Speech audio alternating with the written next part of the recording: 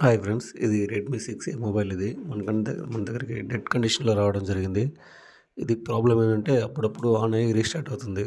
నేను ప్రాపర్‌గా చెక్ చేస్తే ఇది హెల్త్ కంప్లెయింట్ అని డిసైడ్ చేశాను. ఈఎంఎంసీ లైఫ్ టైమ్ అయిపోతే ఇలాంటి కంప్లెయింట్స్ వస్తాయి.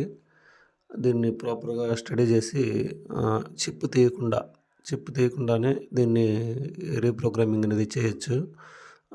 రీప్రోగ్రామింగ్ చేసిన తర్వాత మొబైల్ అయితే చూడండి ఆన్ అయింది. ఆన్ అయ్యి కూడా దాని ఒరిజినల్ ఐఎంఈ నంబరు అనేది ఏసినాము. ఇంజినీరింగ్ ఫైల్ తోటే వేయాలి ఐఎంఈ నంబర్ అనేది. ఫ్యాక్టరీ పర్పస్‌లోనే వేయాలి. లేదంటే ఐఎంఈ నంబర్ అనేది రీప్లేస్ కాదు. రీప్లేస్ అంటే ఒరిజినల్ ఐఎంఈ నంబరే మనము వెనకాల బ్యాక్ సైడ్ స్టిక్కర్ పైన ఉన్నది వేయాలి. ఆహ్, న వేరే ఐఎంఈ నంబర్ అనేది రీప్లేస్ చేయకూడదు. ఇల్లీగల్ అది.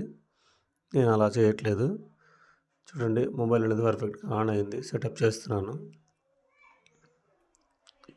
చూడండి కంప్లీట్‌గా బ్యాకప్ అనేది అయింది. ఆన్ అవుతుంది.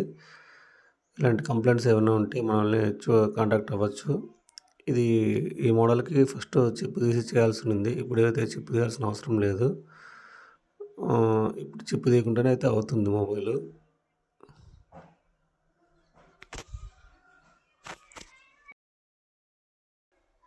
చూడండి ఇది ఏంటంటే ఆన్ అవుతుంది. లోడింగ్ అవుతుంది. చూడండి యూఎంటీలో అనేది ఫ్లాషింగ్ అనేది చేసాము. Engineering file, normal file, global file వేసి ఫ్లాష్ చేసాము. చూడండి మొబైల్ అనేది పర్ఫెక్ట్‌గా ఆన్ అయింది. ఐఎంఈ నెంబర్ చూపిస్తాను చూడండి.